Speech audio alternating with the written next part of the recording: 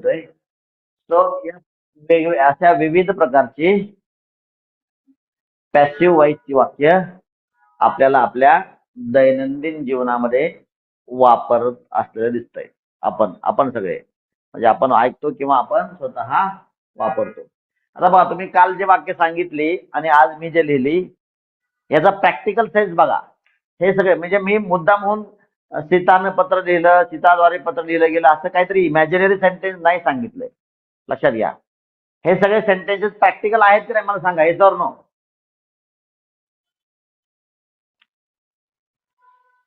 अरे आहेत का प्रॅक्टिकल? अरे थांब. येस ऑर नो बोला. Yes, sir. Yes, sir. Yes, sir. आणि मला हेच अपेक्षित आहे जेव्हा मी म्हणतोय पॅसिव्ह व्हॉइसची वाक्य, तर ही वाक्य अशी आपल्या दैनंदिन जीवनात मोठ्या प्रमाणात बोलली जातात. त्याच्यामुळं पॅसिव्ह व्हॉइस शिकायचं आहे. मग सर चेंज द व्हॉइस कशामुळं? ते मी पाठीमागच्या लेक्चरमध्ये सांगितलेलं आहे. कशामुळं? तर हे तुमच्या भाषेचं नॉलेज चेक करण्याचं एक माध्यम आहे.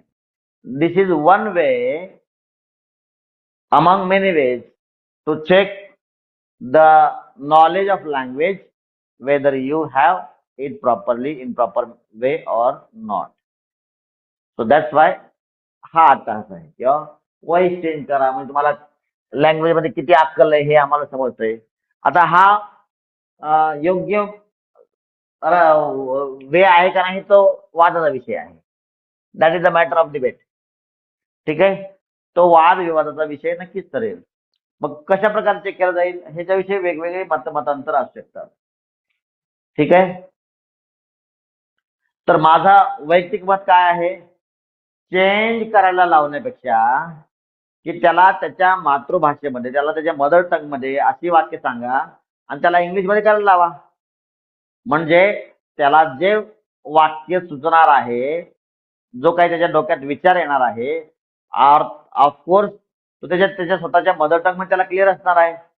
आणि जो विचार त्याच्या स्वतःच्या मदर टंग मध्ये त्याला क्लिअर आहे, तो विचार त्याला इंग्लिश मध्ये मांडता येतोय का याच्यावरून त्याचं इंग्लिशचं स्किल चेक करावं, असं माझं वैयक्तिक मत आहे.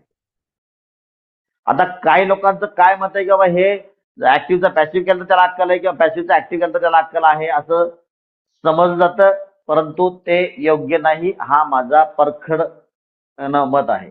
हा माझा नाही, हे माझं परखड मत आहे. So I am free to express my opinion. Everybody is free. तसं राईट टू एक्सप्रेशन आहे आपल्याला फंडामेंटल राईट मध्ये आहे, बरोबर नाही संविधानाच्या. सो इथं कोण आहे आज इकडं? प्रवीण भारती सर उपलब्ध आहेत का?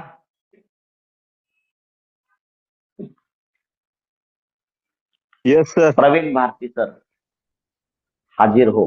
Yes sir. Yes sir. ऐका, तुम्ही जेवढ्या क्लासरूमला किंवा माझ्या बाकीचे पण जे लोक हिस्ट्री किंवा जिओग्राफी तुमचं सिविक्स टीच करत असतील, प्रत्येक हॉलमध्ये आपल्याकडं फंडामेंटल राईट्स लावा. What are our fundamental rights आणि त्याच्याविषयी योग्य माहिती कुठं द्या तुमच्या मॉर्निंगच्या सेशन मध्ये, ते असेंब्लीमध्ये. What are the fundamental rights and what is their importance, हे प्रत्येकाच्या क्लासरूम मध्ये लागलेच पाहिजे. व्हॉट आर दोज, नुसतं पाठांतर नाही तर हे फंडामेंटल म्हणजे नेमकं काय असतं बाबा, हे कशाबरोबर खातात वगैरे वगैरे सगळी माहिती व्यवस्थित विद्यार्थ्यांना द्या. All right. त्या निमित्तानं सांगितलं गेलं. Thank you so much. बघा त्या निमित्तानं कसं बोललो मी, त्या निमित्तानं बघा वाक्य बघा. इथं वाक्य बनतंय बघा, मुद्दाम रेड मध्ये लिहितोय मी. सर्व विद्यार्थ्यांना शिक्षकांद्वारे किंवा टीचर्सद्वारे असं म्हणू आपण त्याला, टीचर्सद्वारे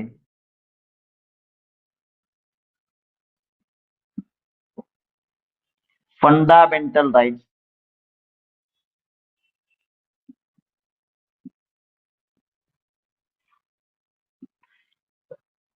सिविक्सचे टीचर्स फंडामेंटल राईट्स म्हणजे fundamental rights which are very basic, which are very important. ठीक आहे. which are very, very, very, very basic rights, and those are very important for our life. So what is the importance of fundamental rights? ते तुम्ही त्या पद्धतीने सांगा. Because तुमच्या विद्यार्थ्यांना मूलभूत हा शब्दच माहित नाहीये. फंडामेंटल म्हणजे बेसिक, व्हेरी बेसिक. तर बेसिक म्हणजे काय हो? सकाळी सकाळी आपला ब्रश करायला लागतो का नाही? That is basic thing of our life. तसं काय राईट्स असतात, त्याच्यामधले मेन राईट्स जे आहेत, मेन राईट्स जे आपल्याला मिळाले, मेन राईट्स त्यांना सांगा, राईट. सो मग राईट काय असतं हे त्यांना परिभाषेमध्ये समजावून सांगण्याचा प्रयत्न करावा, असं माझं मत आहे, अशी माझी सूचना आहे. ठीक आहे, अशी माझी इच्छा आहे, अपेक्षा आहे. सो सर्व विद्यार्थ्यांना टीचर्सद्वारे फंडामेंटल राईट्स समजावून सांगण्यात येतील.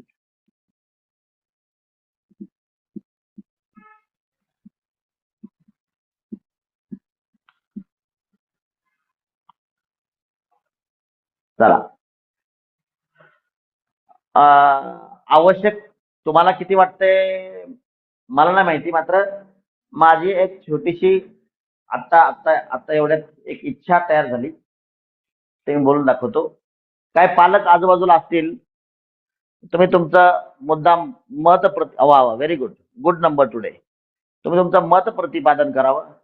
गुड नंबर म्हणजे शिक्षकांनी खूप प्रयत्न केला, खूप सांगितल्यावर ह्या नंबर वाढतोय याची मला जाणीव आहे. त्यामुळं शिक्षकांकडून खूप चांगले सेवा केली जाते मुलांची. लक्षात घ्या, शिक्षकांच्या द्वारे मुलांची सेवा केली जाते. हे पण वाक्य आपण घेऊ शकतो, मी आता वापरल्यामुळं. बरं, पालकांकडून मला एखाद दुसऱ्या पालकांकडून एखादा पालक चालेल. जे चाललंय सध्या याबद्दल तुम्हाला तुमच्या पाल्याला काही गोष्टी क्लिअर होत आहेत का? कितपत महत्वाचे आहेत, कितपत व्यवस्थित आहे हे सगळं, याविषयी एखादा पालक प्रातिनिधिक स्वरूपामध्ये प्रतिक्रिया देऊ शकेल आता? आहे कोणी? बोला, या निमित्तानं व्यासपीठावर बोलायला भेटतंय. हा, पालकांची पण प्रॅक्टिस होते. चला, आहे कोणी सांगा, ज्या पद्धतीचा प्रॅक्टिकल अप्रोच आपला आहे. कारण प्रत्येक पालक किमान आयुष्यामध्ये 3, 4, 5 वेळेस तरी चेंज व्हायला शिकलेला असतो. हा, प्रत्येक सेमिस्टर 2 वेळेस शिकवलं जातं, बरोबर नाही? तर तो अनुभव आणि हे प्रॅक्टिकल अप्रोच याच्याबद्दल काय आपली थोडक्यात प्रतिक्रिया? आम्ही आपल्या भावना समजून घेऊ, शब्द मोडके तोडके असतील तरी चालेल. चला, पालकांपैकी कुणी पुढे या, कोणीतरी. बघा, शिक्षक तर चांगलीच म्हणणार आहे, शिक्षक पालक नको. प्युअर पालक आहे कोणी? हा, दुसरीकडे शिक्षक चालतील, लिटल वंडर्सचे नको. लिटल वंडर्सचे म्हणतील वा वा लय भारी.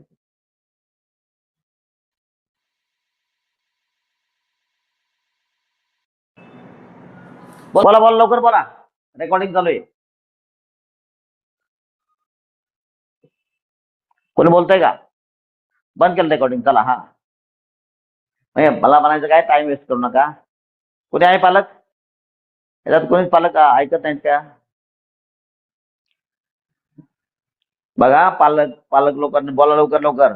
नसता विद्यार्थी म्हणतील आमचे पालकांनाच बोलता येत नाही, आम्ही काय बोलायचं? हा,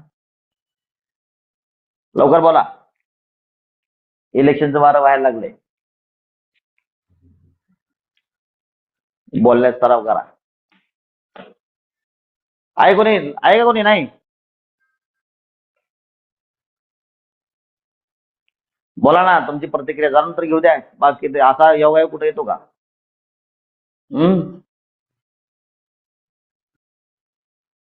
आहे कोणी? बाप रे बाप, किती वाईट आहे. हा, ओके. काय वाटत आम्ही आहे जवळ, काय बोलायचं? वा, बघा एक पालक, बघा. बरं, ठीक आहे. मला सांगा, पोरांना समजतंय का शिकवलेलं? समजतंय की, मी इथंच बसलेली. हा, चांगलं समजतंय ना? हो, चांगलं समजतंय, म्हणून तुम्हाला सांगते आम्ही काय बोलायचं, आम्हाला काय त्यातलं बोला येत नाही. हा, बस एवढं बोलणं भरपूर झालं.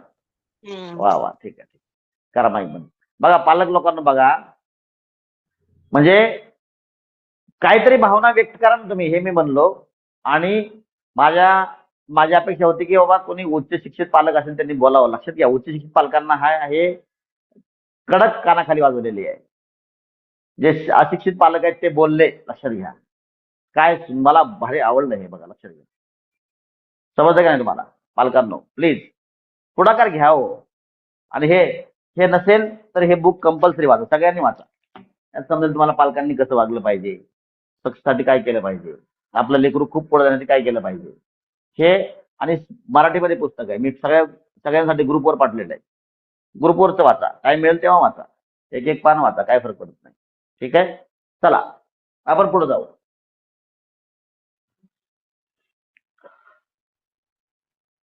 सर्व विद्या चला. बरं मला सांगा, आता एवढे वाक्य बघून तरी तुम्हाला काही वाक्य तुमच्या डोक्यात येत आहेत काय, की अशा प्रकारची वाक्य कोणती वापरतो आणखी? चला सांगा बरं, प्रयत्न करा, प्रयत्न करा, सांगा. अशी प्रॅक्टिकलची वाक्य वाटली पाहिजे बरं का. काय सांगता येईल?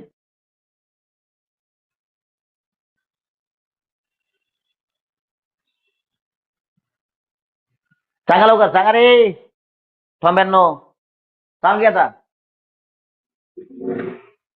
विद्यार्थ्यांना बोला, काय झालं? विद्यार्थी बोला, पालकांचा संपलाय टाइम. चला विद्यार्थी बोला लवकर लवकर. एवढी वाक्य लिहिली आपण, अशा प्रकारची वाक्य सांगा बरं.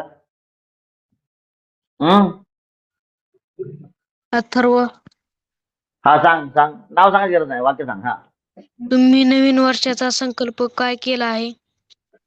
अच्छा, तुम्ही केला आहे. ठीक आहे ठीक आहे, चला तुम्ही केला आहे, हे ऍक्टिव्ह व्हायचं दिसतंय बघा, करता स्पष्ट आहे. आता हे सगळे वाक्य जर तुम्ही बघितले तर हे सगळे पॅसिव्हचे वाक्य आहेत बघा. तुम्ही नवीन वर्षाचा काय केलाय म्हणण्यापेक्षा आपण म्हणू संकल्प केला आहे, म्हणू संकल्प केला आहे. पुढं, व्हेरी नाईस. चला हा सांगा, एकच वॅकन्सी किंवा आणखीन एक. चला 19 लिहू आपण. चला 19 म्हणजे ऍक्च्युअली किती होईल हे? 49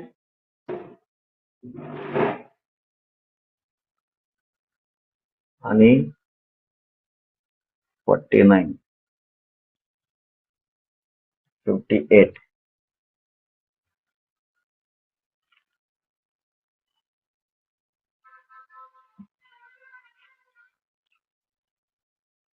हे 60, लास्ट नंबर टुडे 67. चला सांगा, आणखी दोन वाक्य आहेत, दोन वॅकन्सी माहिती. चला सांगा लवकर वाक्य.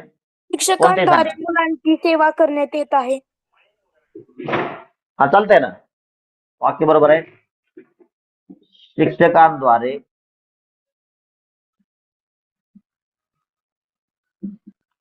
मुलांची योग्य सेवा करण्यात. कोणी सांगितलं? काय नाव तुझं? येत आहे. What's your name? Sampada. Sampada, very good. चला हा लास्ट सेंटेन्स कोण सांगते? सांगा लवकर. काही पण सांगा, काही पण सांगा, बघू आपण ते कुठतरी येईल, ऍक्टिव्ह येईल, पॅसिव्ह येईल, चालतंय. चला आम्ही सर्वजण मुलांची काळजी घेतली जाते. हा दोघं सांगा रे. एक तर घेतलं ते काहीतरी म्हणलंय आणि आम्ही सर्वजण, दोघांची वाक्य लिहिली जाते. चला सांगा. आईद्वारे दोघांची मुलांची काळजी घेतली जाते. काय रे, प्रॅक्टिकल सांगा ना. आईद्वारे घेतलं, ठीक आहे, असू दे. चला आईद्वारे मुलांची काळजी, आणि वडिलांद्वारे नाही घेतलात का रे गाढवा?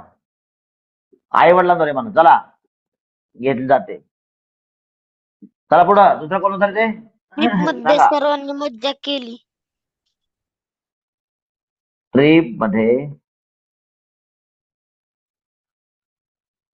सर्वांनी मजा केली, मज्जा केली. चला झाली का वाक्य? आम्ही सर्वजण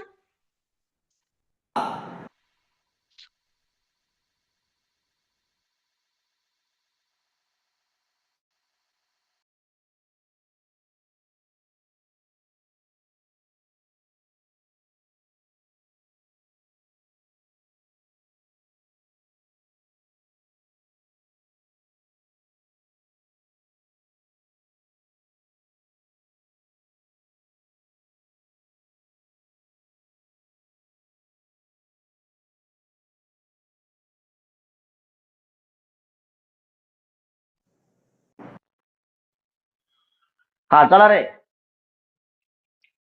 ट्रिप मध्ये सर्वांनी मजा केली. हा काय आम्ही सर्वजण काय म्हणतो रे तो? काय वाक्य होतं? आम्ही सर्वजण पार्क मध्ये खेळायला जाऊ. आम्ही सर्वजण पार्क मध्ये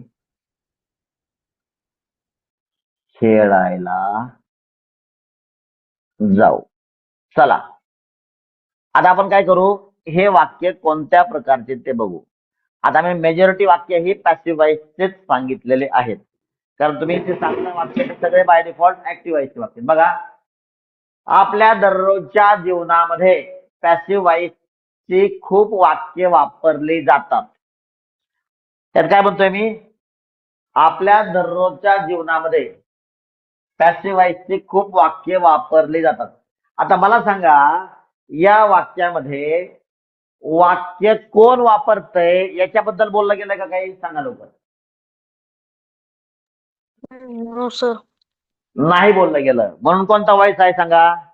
म्हणून कोणता वॉइस आहे? Passive voice. Passive voice. Very good, very nice. Picnic विषयी सर्व पालकांना सांगितलं होतं. कोणी सांगितलं होतं आहे का? No sir. सांगणारा कोण आहे का? नो. म्हणून पॅसिव्ह वॉइस. टूर मध्ये सर्व विद्यार्थ्यांची योग्य ती काळजी घेतली गेली. कोणी काळजी घेतली आहे का याच्यामध्ये? सांगा. काळजी घेणारे या वाक्यामध्ये आहे का? आहे का? नो. नो, म्हणून पॅसिव्ह वॉइस. ऍक्टिव्ह कधी येईल? जर करता क्लिअरली स्पष्टपणे ऍक्टिव्ह आहे असं दिसलं वाक्यामध्ये, म्हणजे करता. फॉर एक्झाम्पल बघा, इथं तुम्ही नवीन वर्षाचा संकल्प केला आहे. कोणी केलाय? तुम्ही. जो संकल्प करणार आहे त्याच्याविषयी क्लिअरली स्पष्टोक्ती आहे, स्पष्ट बोललं, क्लिअरली बोललं जातंय. म्हणून हा कोणता वॉइस होईल सांगा? हा कोणता वॉइस होईल सांगा? Active voice. कोणता होईल? Active voice. पुढं, गाडी पार्किंग मध्ये पार्क केली होती. आता मला सांगा, काय केलंय? गाडी पार्क केली. कुणी पार्क केली आहे का? गाडी पार्क करणारा इथं वाक्यात दिसतोय का? Yes or no? No sir. No म्हणून कोणता वॉइस आहे? Passive voice. म्हणून पॅसिव्ह वॉइस. Very good. चला, इथं पप्पांना सर्व गोष्टी समजावून सांगितल्या होत्या. या वाक्यात सांगणार कोण आहे का? No sir. तुम्ही म्हणाला वाक्यात नाही, पण आमच्या घरात आहे. तुमच्या घरातलं विचारत नाही. या वाक्यात सांगणार कोणी आहे का? हा, कारण जगाला माहिती पप्पांना समजावून सांगणार एकच व्यक्ती आहे, बरोबर आहे? तर या वाक्यात आहे कोणी? या वाक्यात सांगणारा कोणीच नाहीये. तुमच्या घरात असेल तरी मला काय करायचं नाही. चला इकडे बघा. हा, पुढं, सर्व येणाऱ्या पाहुण्यांची व्यवस्थित सेवा केली जाईल. इथं सेवा करणारा कोणी आहे का रे? No sir. म्हणून कोणतं वॉइस? लवकर सांगा. Very nice. कार्यक्रमाविषयी सर्वांना सूचना दिल्या जातील. काय होतंय? काम, सूचना देण्याचं काम होतंय. सूचना देणारा कोण आहे का? नो. कोणता वॉइस आहे? तुमची गाडी उद्या दुपारपर्यंत रिपेअर होईल. काय काम करतंय या वाक्यामध्ये? या वाक्यामध्ये काम काय करतंय? रिपेअर करण्याचं. रिपेअर करणारा कोणी आहे का? No sir. सब्जेक्ट अब्सेंट आहे. रिपेअर करणारा कोण असेल तर सब्जेक्ट अब्सेंट आहे. म्हणून कोणता वॉइस आहे? Passive voice. हॉटेलमध्ये कुकद्वारे चांगलं जेवण बनवलं जातं. काय काम करतं याच्यामध्ये? बनवत. जेवण बनवतंय, बनवण्याचं काम, कुक करण्याचं काम. बरं, कोण बनवतंय? बनवणार आहे का नाही? आहे. येस. मात्र कुकद्वारे असं बोलून त्या कुकला सेकंडरी इम्पॉर्टन्स दिलेलं आहे. सेकंडरी पोझिशन दिलेली आहे. म्हणजे काय? दुय्यम स्थान, लेस इम्पॉर्टन्स दिसतंय. कारण का जर वाक्य असं असतं, कसं? कुक हॉटेलमध्ये चांगलं जेवण बनवतो किंवा हॉटेलमध्ये कुक चांगलं जेवण बनवतो, जर असं लिहिलं असतं तर कुक बनवतो, कुकच्या विषयी क्लिअरली त्याच्या ऍक्शन विषयी बोललं गेलं असल्यामुळं ते ऍक्टिव्हाइज झालं असतं म्हणून. परंतु इथं कुकद्वारे असं म्हणून त्याला लेस इम्पॉर्टन्स किंवा सेकंडरी स्थान दिलेलं आहे, सेकंड व्हॅल्यू दिलेली आहे, सेकंडरी व्हॅल्यू म्हणता येईल त्याला, किंवा लेस इम्पॉर्टन्स म्हणता येईल, त्याला लेस इम्पॉर्टन्स मिळालेलं आहे. म्हणून अशा वाक्यामध्ये काय फोकस दिसतोय बघा इथं, या वाक्यामध्ये बघा प्रॅक्टिकली बघा काय फोकस दिसतोय. चांगलं जेवण बनवलं जातं. फोकस कशावर आहे मला सांगा, की स्वयंपाक किंवा जेवण कसं बनवलं जातं या गोष्टीकडं लिसनरचं जे काय अटेन्शन आहे ते अट्रॅक्ट केलं जातंय. समजतंय का नाही? Yes or no? Are you getting my point? Yes or no? Sir मग मला सांगा, जर सब्जेक्ट हा असून देखील लेस इम्पॉर्टन्स दिलेला आहे त्याला, याचा अर्थ व्हॉइस कोणता येतो? कोणता व्हॉइस आहे सांगा सांगा. सब्जेक्ट नाहीये किंवा असून देखील लेस इम्पॉर्टन्स आहे, असून देखील नसल्यासारखाच आहे, कमी महत्वाचा आहे, तर त्याला म्हणायचं पॅसिव्ह व्हॉइस. ठीक आहे. कालच घराची चांगली स्वच्छता केली गेली. आता याच्यामध्ये काय वाक्य दिसतं? वाक्यात काय माहिती दिलेली आहे? घराची स्वच्छतेविषयी बोललं गेलंय, स्वच्छता केली गेली, हे काम घडलेलं आहे. मात्र स्वच्छता करणारा या वाक्यामध्ये दिसतोय का? Yes or no? No sir. कोणता व्हॉइस आहे? व्हॉइस कोणता आहे? Very nice. प्रवीण भारती सरांद्वारे सर्व गड किल्ल्यांची माहिती व्यवस्थितपणे विद्यार्थ्यांना दिली गेली. आता या वाक्यामध्ये काय कशावर फोकस आहे मला सांगा बरं. काय महत्वाचं दिसतंय या वाक्यामध्ये? की सर्व गड किल्ल्यांची माहिती व्यवस्थितपणे दिली गेली याच्यावर फोकस दिसतोय. जर प्रवीण भारती प्रवीण भारती सरांवर जर फोकस असता तर वाक्य काय आलं असतं बघा. प्रवीण भारती सरांनी सर्व गड किल्ल्यांची विद्यार्थ्यांना व्यवस्थित माहिती दिली, असं क्लिअर. दिली गेली म्हणते म्हणजे प्रवीण भारती सरांद्वारे, याचा अर्थ या वाक्यामध्ये प्रवीण भारती सरांना सांगणाऱ्या जो कर्ता आहे त्याला कमी इम्पॉर्टन्स दिलंय. मेन इम्पॉर्टन्स कशाला आहे? की माहिती सांगितली गेली. कोणाद्वारे? या वाक्यामध्ये कोणाद्वारे सांगितले गेले हे जास्त इम्पॉर्टंट वाटत नाही. मग ज्या ठिकाणी सब्जेक्ट बघा, याचा अर्थ प्रवीण भारती सर इम्पॉर्टंट नाहीत का? असं अजिबात नाही. He is very very important person, हे आपल्याला माहिती. मात्र या वाक्यामध्ये प्रवीण भारती सरांना दुय्यम स्थान दिलेलं आहे, बरोबर. आणि प्राथमिक स्थान कोणाला दिलेलं आहे? काय केलं गेलं तर सर्व विद्यार्थ्यांना गड किल्ल्यांची इत्यंभूत माहिती दिली गेली. हे काम महत्वाचं, इथं कामावर फोकस केलेला आहे. म्हणून कोणता व्हॉइस आहे सांगा लवकर? पॅसिव्ह व्हॉइस आहे. Subject is passive. या सेंटेन्स मध्ये subject is sleeping. Passive voice आहे. आमच्या घरी सकाळीच नवीन सिलेंडर आणण्यात आला. मला सांगा काय काम घडलंय? सिलेंडर आणायचं म्हणजे काय? बाबा तुमच्या घरी जेवण तर बनणार आहे का नाही? बनणार आहे. काल संपलं होतं सिलेंडर, मात्र आज सकाळीच नवीन सिलेंडर आणण्यात आला. मग याचा अर्थ काय काम झालं हे त्या बोलणाऱ्या स्पीकरद्वारे सांगितलं गेलंय. याचा आणि याच्यामध्ये जो बोलला, ज्याने आणला, ज्याने आणला सिलेंडर, कोणी आणलाय दिसतंय काय वाक्यामध्ये सांगा बरं? सिलेंडर कोणी आणलेला आहे हे वाक्यामध्ये दिसतंय का? म्हणजे ती क्रिया करणारा वाक्यात नाही, म्हणजे सब्जेक्ट वाक्यात नाही. म्हणून कोणता व्हॉइस सांगा? Passive voice. पॅसिव्ह. ओके. सर्व विद्यार्थ्यांना बुक्स व युनिफॉर्म दिले गेले होते, बरोबर. आता काही वाक्यांमध्ये दोन ऑब्जेक्ट असतात बघा. जे दिलं गेलं ते पण ऑब्जेक्ट आणि ज्यांना दिलं गेलं ते पण ऑब्जेक्ट. ज्यानं दिलं तो सब्जेक्ट आहे. आता कोणी दिलं ते आहे काय वाक्यामध्ये? बुक्स आणि युनिफॉर्म कोणी दिले होते, कोणाद्वारे दिले गेलं होतं हे या सेंटेन्स मध्ये दिलंय का? Yes or no? नो. म्हणून कोणता व्हॉइस आहे सांगा लवकर?